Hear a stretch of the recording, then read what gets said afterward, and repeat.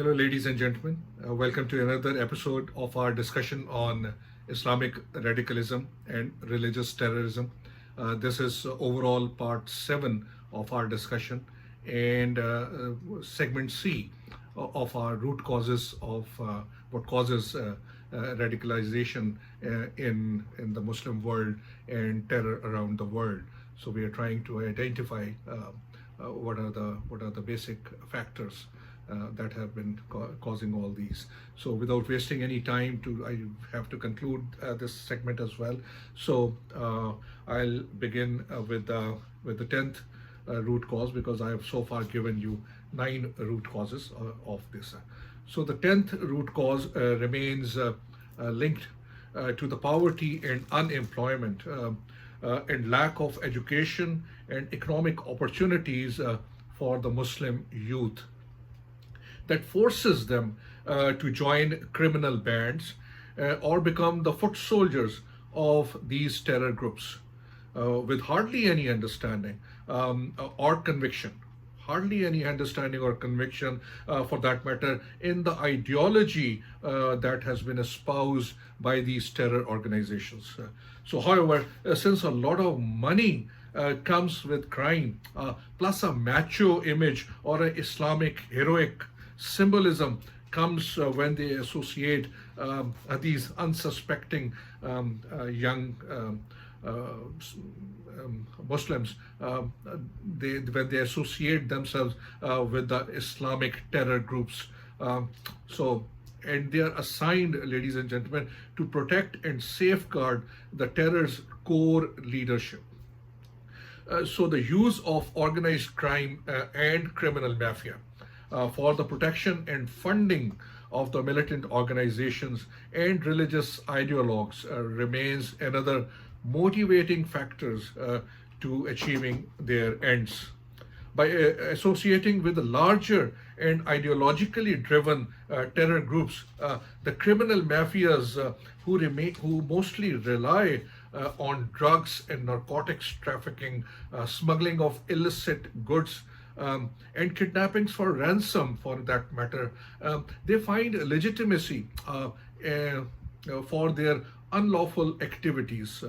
While the jihadist ideologues pursue and propagate their desired version of puritanical Islam, the criminal bands derive financial and monetary dividends from the ensuing conflicts. So the 11th root cause stays linked to the very first one, which I told you, that how the Islamic world, especially the Middle East, is being governed. The unfinished and unrealized Arab Spring of 2011 can be attributed to upheaval in the Muslim world, Muslim population that fuels violence and terror. Blaming the West for their political and economic marginalization, bitterness keeps brewing up among the Muslim youth, especially in the Arab countries. So they rightly feel that the Western powers who stand for human rights and propagate themselves as the champions of the free world and democracy left the hapless Arab people in lurch when it was time to show solidarity and support to them, while a little extra push could have removed these dynastic and tyrant autocratic regimes and the rulers and the monarchies from power at that time in 2011, just like what happened in Egypt, Tunisia, and Libya. But the West had cold feet midway, which will cast a dark shadow, unfortunately, on President Obama's legacy in history when the history is written. However, you see also what is happening in those unfortunate countries where the actual change took place. Are they stable? No. Egypt has returned to be ruled by a military dictatorship after a brief interlude or a flirt with democracy under Prime Minister Mohammed Morsi of Muslim Brotherhood. That's another unfortunate episode. So while Syria and Libya are still caught in a seemingly unending civil war, so the US had probably learned its lesson in the shape of Iranian Revolution of 1979, ladies and gentlemen, when a moderate and liberal Islamic society had overthrown a forward-looking, West-oriented and futuristic Shah of Iran from power through their street protests. Little did the Iranians know at that time that they were in fact cutting their own heads and handing over their destiny to a group of Tug clergy, which will scuffle their voice and regulate their attire and establish a theocratic regime and govern them through brute force for the rest of their life.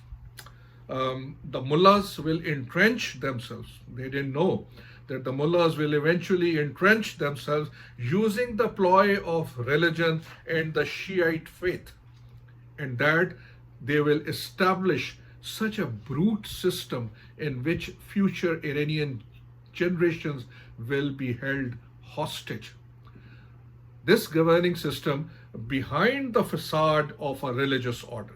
I told you in the beginning as well in our overview, Walayat-e Faqih is a religious order which will be, they didn't know that it will be protected by the unquestioned support and of the brainwashed fanatics like Basij and Revolutionary Guards. These are the militant groups the Iranian regime has made to keep checks on one another. So you know there is an Iranian military, there are Revolutionary Guards, and then there is a paramilitary force called Basij, and they keep check on each other so as not to make any kind of a revolution or a conspiracy. So which are no different, you know. The Shah of Iran is often criticized for having a brute intelligence network called Sabak. So they are similar to that. So ladies and gentlemen, Iranians are fated, unfortunately, to live a subjugated life under a dictatorial and theocratic regime quite similar to what their Arab brethren had been forced to live under these kingdoms and dynastic regimes. Meanwhile, the West sadly remains unwilling and unavailable to rescue their lot, because unfortunately West's strategic interests remain tied to these brutal regimes I told you in the beginning. However, by abandoning the Arab Spring of 2011, the international community did not win any friends in the streets of Middle East. However, the opportunity has arisen once again, but only if the Western powers make use of it. This time, what is being called the Arab Spring 2.0. But having learned their lessons of the Arab Spring 1.0, the people in Algeria, Lebanon, Sudan, and Iraq are now demanding a complete overhaul of the political system in their countries, in which their governments are to be made accountable to the people. However, strikingly, they are not using the word democracy this time. This time because they don't want to be seen, this uprising, to have any connection with the Western world. So that's why they are not using the word democracy. So rejecting autocracy and kleptocracy by the elite politicians, business houses, and the so-called notables in the society and Arab people, this time the people on the street are demanding social justice and equality and their rightful share in the national resources, including jobs. However, despite the political leaders in Algeria, Lebanon, and Iraq have resigned or have agreed to step down from their offices, the system has been dragging on and on its feet to hand over the power to the actual people, what you call the transitional arrangement. And this is where I strongly believe that the international community must intervene. It's to just give a little push. So first of all, since the system is dragging because of few reasons. One, since it is basically the military power in those countries that brings any political change, like we saw in Egypt, a military coup took place. So the military bring political changes in those countries, but the military often remains circumspect to bring any drastic or a profound change in the political order, fearing the unknown. Secondly, since the militaries remain part of the elite culture, mind you, they remain part and parcel of the elite culture, or say the biggest beneficiaries of what you call the system, drawing the lion's share from the riches of the country, they generally remain reluctant to disturb the status quo. Third, militaries and the elites foot dragging towards any change or a social or political order comes from the assumption that the people on the street will eventually tire out from their perpetual protests on the street, and it will be back to normal one day or another. So as we saw in Egypt, in the Tahrir Square, eventually everything fizzled out. So number four, finally, since too many tongues often speak different languages and they have diversified aspirations, so the system assumes that by buying time, it will bring forth and magnify the protesters' internal fault lines and their mutual divergences and aspirations, so making the protest movement to eventually lose their momentum and fizzle out. Now, allow me to sum up my submissions, ladies and gentlemen, before I give you my conclusion, by sharing 8 overlapping factors. Pay attention to them, please. This results in the continued instability and turmoil in the Muslim world. Of course, Islamic radicalism and religious terrorism, which has been our main topic, remains fundamental among them. So, first of all, it has been a broader struggle between the despotic Middle Eastern regimes backed by the Western powers on one side and mobilized Arab societies and the extremist militant or terror groups on the other. Number two, it has been a brinkmanship and a battle for regional dominance or influence, employing proxies or the non-state actors, with Saudi Arabia supported by the Gulf states competing against a resurgent Iran, which keeps relying on its partners like Syria, Palestine, Hamas, Lebanese Hezbollah, Yemenis Houthis, and Iraqi militias, who are called as the Popular Mobilization Force or PMS. So Iran further keeps Saudi Arabia contained under perpetual pressure, ladies and gentlemen, through a Shiite crescent around Saudi Arabia, comprising of Turkic Shias of Azerbaijan, Saudi Arabia's Sheikhis Shias, the Iraqi Twelver Shias, Bahrain's Akbari Shias, and Yemen's Zaidi Shias. Number three, the unresolved Palestinian issue, aggravated by Israel's obduracy and President Trump's administration's abandonment of the two-state solution. Number four, survival battles of the Muslim Brotherhood and many Salafist movements in the Middle East.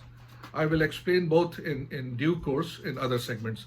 So fifth, an influx of Muslim refugees from the war zones in the Middle East and revenge attacks against Europe under the so-called global jihad, or as a repercussion or of Islamophobia.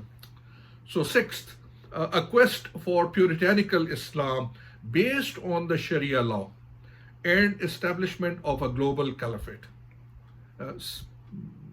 quite dissimilar to the Ottoman Empire. So seventh, creating chaos among civilizations to fulfill Prophet Muhammad, may peace be upon him, prophecy about Ghazwa Hind. Ghazwa Hind, ladies and gentlemen, is said to be the last battle of Islam to be fought before the end of times to rout out the evil from the earth. And eighth, purification of Islamic faith by eliminating opposing sects and by following the rituals which had been practiced by Prophet Muhammad, may peace be upon him, and his close companions called the Sahaba, and their immediate successors. So they are called the Tabayun, and the descendants of those successors are called Tabayun.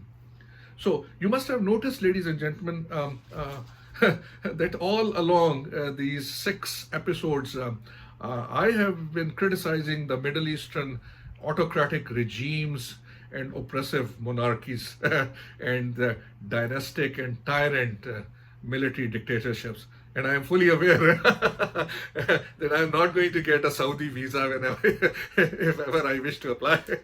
But that's okay, as long as you get the point and understand fully what are the ailments causing or affecting the Muslim world. Very important for you to understand. You see, the struggle for freedom and human and fundamental rights in Middle East is extremely important for you to understand. And de-link the most peaceful, the most compassionate, and most merciful, and the most benevolent religion of Islam from all this political nonsense. So at the end of this talk, I wish you should be able to decide for yourself how to differentiate and distinguish and de-link the faith of Islam from terror. So now let me qualify whatever my statements were and my observations were by quoting Mark Lynch, a professor emeritus at the Elliott School of International Affairs at George Washington University, Mark Lynch. In his scholarship, it's called The New Arab Wars, Uprisings and Anarchy in the Middle East. It has been published by Public Affairs, 2016, reference pages Roman 13 and 27 and 37, which I have used. So Lynch gives a scathing rebuke by stating, and please pay attention to each and every word which I speak, because I wish to quote for you. He says, autocratic regimes in their single-minded pursuit of survival are the root cause of the instability and have fueled the region's extremism and conflicts. In order just to stay in power, states opened floodgates of both money and weapons to non-state actors in both formal organizations as well as informal networks, who employed every technique, even sectarian politics, to impress their patrons. Lynch further finds modern-day sectarianism as one of the most disturbing forms of regional identity politics, driven more by power politics and regime survival concerns than ancient hatred, unquote. So to conclude, ladies and gentlemen, I would suffice to say that while the butchery and barbarity of Al-Qaeda, Daesh, and many of their offshoots cannot be condoned, my submission might have given you a thought, perhaps a reflection, or maybe an insight to view the phenomena of religious terrorism at a wider canvas. In order to effectively root out terrorism, we must address the discrepancies in the Islamic world first. The Western powers also need to revisit their policies in the Middle East. Most importantly, people in the Europe and other countries need to come out of their Islamophobic mindset. They should stop viewing every Muslim as a terrorist, for heaven's sake. So, while some of the terror groups have threatened the world, no doubt about it, and Muslims condemn such attacks unequivocally and vociferously. However, at the same time, we must also keep in mind the white supremacists carrying out gun running and killing innocent people around the world every now and then. I would encourage you to read this report, which I recently published by the Brookings Institution. It is titled, Who is a Terrorist Actually? It has been written by Daniel L. Byman. Daniel Byman is a senior fellow, Foreign Policy Center for Middle East Policy, and he has written an excellent piece in the Brookings Institution. Who is a terrorist? So he is written from the white race point of view. So instead of falling prey to the idea of clash of civilizations, which we discussed earlier, we must promote mutual understanding, interfaith harmony, trust, and tolerance. This is the era of, ladies and gentlemen, of mutual interdependencies, globalism, commercialism, trade, tourism. We must learn to coexist together peacefully and in harmony. While the onus of is on the Muslims, no doubt about it, to find and exterminate the terror black sheeps among their ranks, the West must also change its outlook towards Islam. While we fight terrorism jointly and collectively as a mutual responsibility, it is also imperative to make a distinction between a terrorist and someone who is fighting for his democratic rights. We must segregate a nationalist struggling for his fundamental rights on the street by protesting to the one who is snuffing out the human race from the face of the earth. This can only happen when the international community develops a better understanding of the issues at hand and that afflict the Muslim faith followers around the world. Having separated the political grievances of the Muslim population, it then becomes incumbent to fully understand the militants' mindset, their ideology, and their narrative. Very important. Since many of them, these jihadists, try to gain legitimacy from the Quranic verses and the ahadith or sayings of Prophet Muhammad, may peace be upon him, the arguments of the radicals need to be challenged, countered, and contradicted. In a scholarly manner, it is imperative.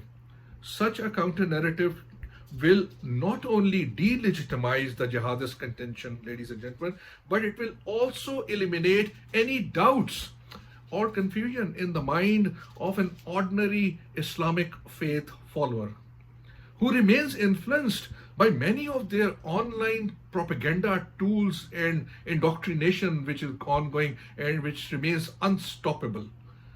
I'm going to tell you the names of those publications, as well as in-person jihadist preaching, which takes place somehow in some countries in the mosques, brainwashing and indoctrination.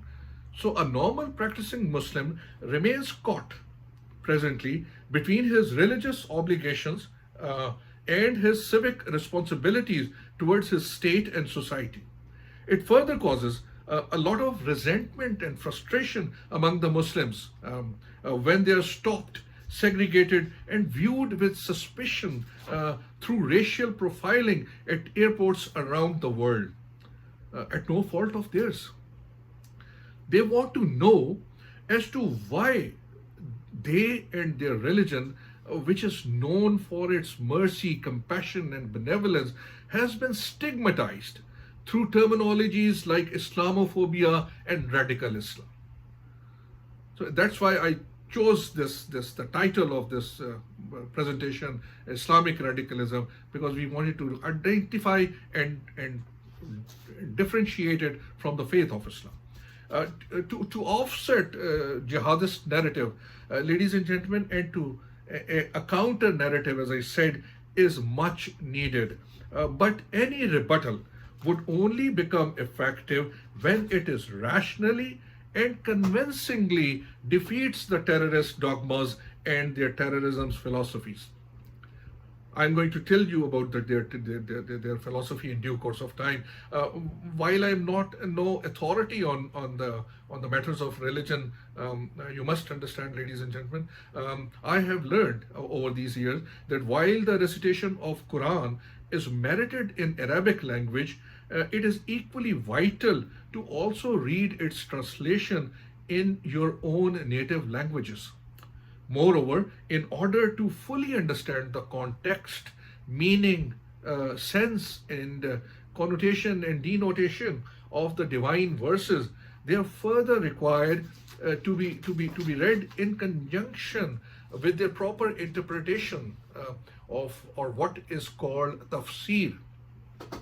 Thus, it is advised to read and understand Quran through one, the sayings or ahadith of Prophet Muhammad, peace be upon him. Two versions, namely Sahih Muslim and Sahih Bukhari, in this regard are commonly read among the Muslim world.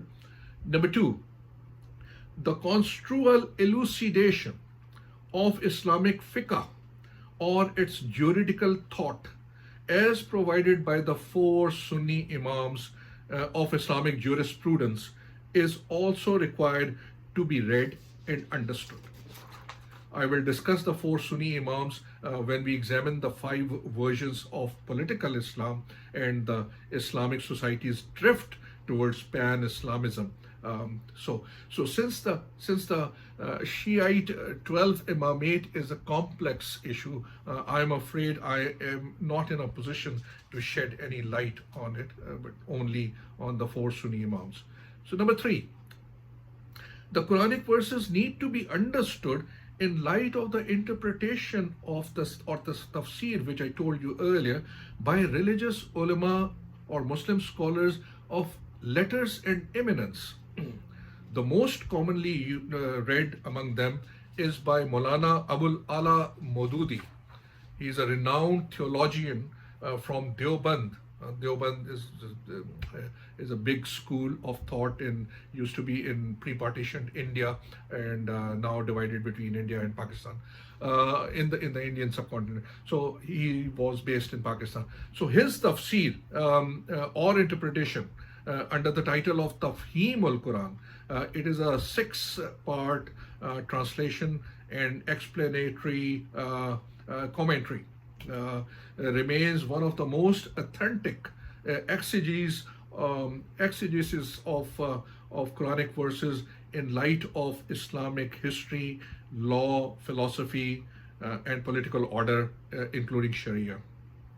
The good news is that another eminent Muslim scholar, his name is Javed Ghamdi. He is also a similar interpretation or tafsir I have heard of Quran, and he has much simplified the religion of Islam and brought it in sync with our contemporary era and our modern day daily life challenges. So I have not read it, but I think it is called Mizan. Mizan. It has an English translation as well as Urdu or Arabic version. But I've heard that it is just one volume and it is pretty convincing. It has simplified the religion pretty much. So finally, as a fourth element, the Islamic precepts or tenets need to be evolved and revised with the changing needs of the time. It is often referred, ladies and gentlemen, that a mu'min or a pious Muslim lives in harmony and sync with his contemporary era. Such an evolution or progression in Islamic practices is allowed to be done through the Islamic provisions of ijma and ijtihad. Ijma, ladies and gentlemen, is the consensus of Islamic scholars on the precepts of Islamic code of conduct and law. And ijtihad, on the other hand, means a thorough deliberation by the Islamic scholars of eminence and letters in Islamic fiqh or jurisprudence to find a solution, find out a solution or a legal Islamic issue, or to redefine. Or ijtihad is also used to redefine or reinterpret a religious injunction's relevance according to the present age. All such provisions, as laid down in the religion of Islam, can provide an effective, unbiased, and legitimate counter thought to the jihadist ideology, their concocted justifications, and their preposterous narrative.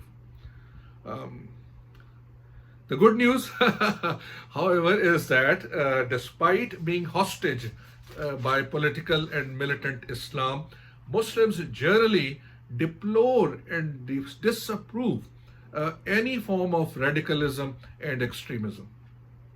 In a survey which has been conducted by the Pew Research Center in March-April 2013, 67% people in 11 Muslim countries said they were very concerned about Islamic extremism.